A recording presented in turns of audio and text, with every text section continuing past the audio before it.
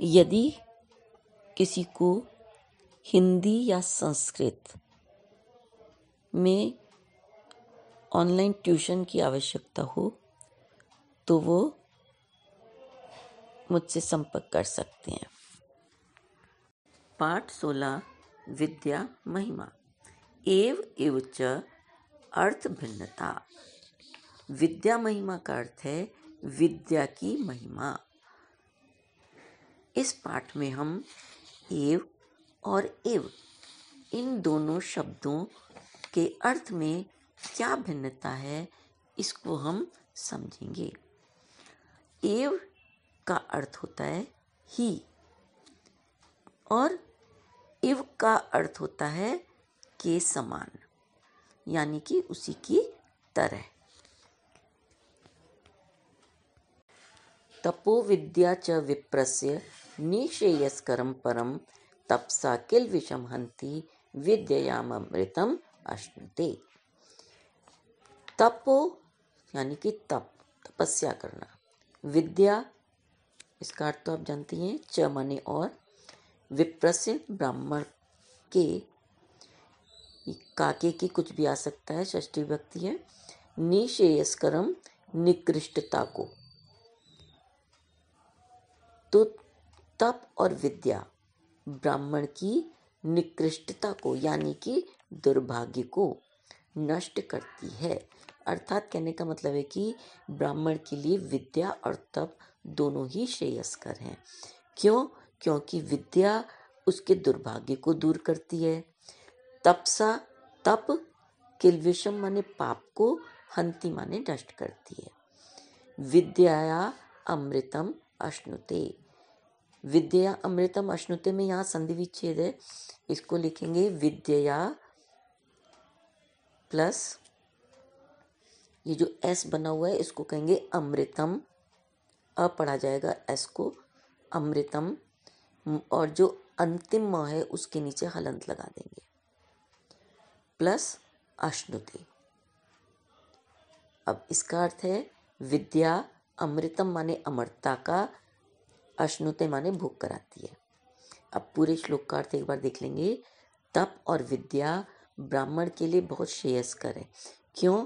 क्योंकि विद्या के द्वारा ब्राह्मण का दुर्भाग्य नष्ट होता है, यानी कि विद्या ब्राह्मण के दुर्भाग्य को, निकृष्टता को दूर कर देती है, नष्ट कर देती है, और तप उसके पाप को नष्ट करती है, और विद्या अमरता का भोग कराती है। न चौर्हार्यम न च राजहार्यम न भातृभाज्यम न च भारकारी व्यये कृते वर्धते एव नित्यम विद्याधनम सर्वधनम प्रधानम। न चौर्हार्यम, चौर मतलब चोर, हार्यम माने चुरा सकता है, न माने नहीं। विद्या को न तो चोर चुरा सकता है, न च राजहार्यम, राज मतलब राजा के द्वारा, हार्यम माने चुरा सकता है, न ही राजा चुरा सकता है। न भातृभाज्यम, भातृ मतलब भाइयों में, भाज्यम माने बांटी जा सकती है, न भाइयों में बांटी जा सकती है। न च भारकारी, और न ही यह भारकारी यानी भार स्वरूप होती है। विद्या न तो चोर चुरा सकता है, न राजा छीन सकता है, न भाइयों में बांटी जा सकती है, और न ही यह भार स्वरूप होती है। व्यये कृते वर्धते, व्यये माने व्यय करने पर, कृते माने करने पर, व्यय करने पर, वर्धते माने बढ़ती है, एव माने ही, नित्यम माने प्रतिदिन, यानी प्रतिदिन व्यय करने पर बढ़ती ही है। विद्याधनम सर्वधनम प्रधानम, विद्या रूपी धन सर्वधनम सब धनों में प्रधानम माने प्रधान होता है। अर्थात विद्या रूपी धन ना तो चोर चुरा सकता है, न राजा छीन सकता है, न भाइयों में बांटी जा सकती है, न ही यह भार स्वरूप होती है। प्रतिदिन व्यय करने पर यह बढ़ती ही है। विद्या रूपी धन सब धनों में सबसे प्रधान होता है। रूप यौवन संपन्नः विशाल कुल संभवः विद्याहीनः न शोभन्ते निर्गंधा इव किंशुकः। प्रस्तुत श्लोक में बताया गया है कि रूप और यौवन से संपन्न व्यक्तियों का विशाल कुल में जन्म लेना संभव है, किंतु विद्याहीनः जो विद्या से रहित हैं न शोभन्ते नहीं सुशोभित होते हैं, निर्गंधा यानी सुगंध रहित, इव माने समान, किंशुका यानी टेसु के फूल। जो लोग विद्याहीन हैं, विद्या से रहित हैं, वे सुगंध रहित टेसु के पुष्पों के समान कहीं भी शोभा नहीं पाते हैं, कहीं भी सुशोभित नहीं होते हैं। कहने का अर्थ यह है कि एक रूप और यौवन से संपन्न व्यक्तियों का विशाल कुल में जन्म लेना तो संभव है, किंतु जो विद्याहीन हैं वे टेसु के पुष्पों के समान जो कि सुगंध रहित होते हैं, ऐसे टेसु के फूलों के समान कहीं भी सुशोभित नहीं होते हैं। कामधेनु गुणा विद्या ह्य काले फलदायिनी प्रवासे मात्र सदृशी विद्या गुप्त धनम स्मृतम।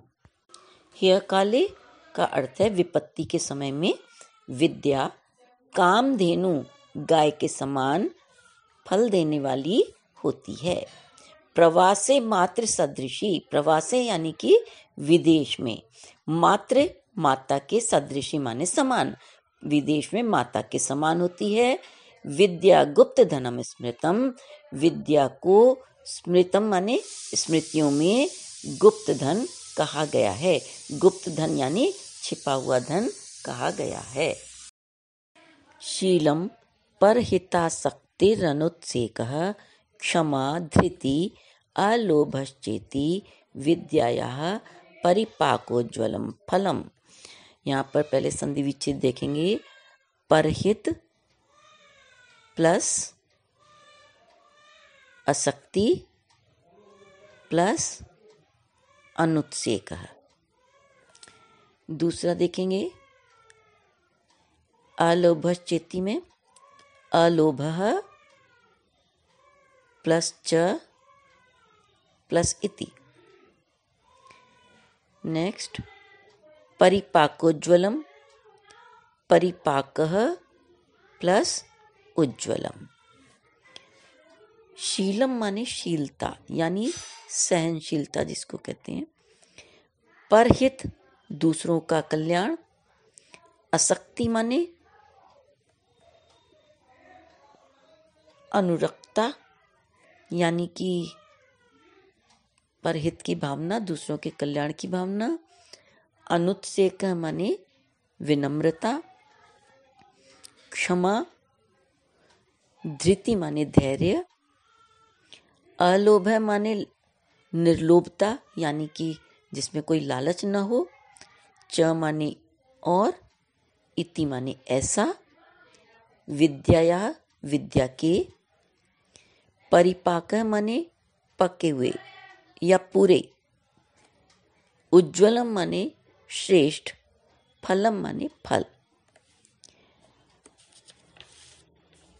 शीलता दूसरों के कल्याण में अनुरक्ता यानी दूसरों के कल्याण में लगे रहना।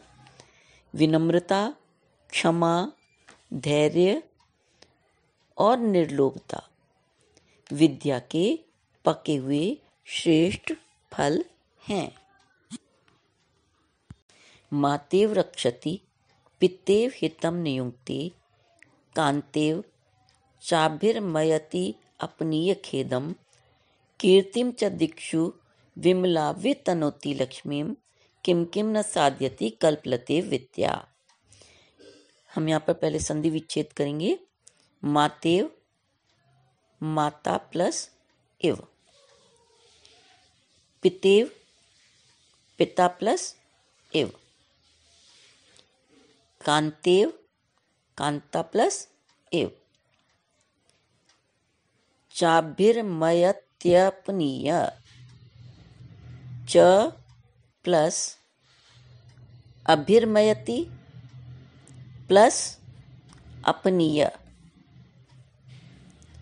कल्पलतेव, कल्पलता प्लस एव। अब इसका अर्थ देखेंगे। मातेव माने माता के समान, रक्षति रक्षा करती है, पितेव पिता के समान, हितम कल्याण के कार्यों में, नियुक्ते माने लगाती है, कांतेव पत्नी के समान, च माने और, अभिर्मयति माने मनोरंजन करती है, अपनीय दूर करके, दुखम खेदम माने दुख को। इसका अर्थ देखेंगे।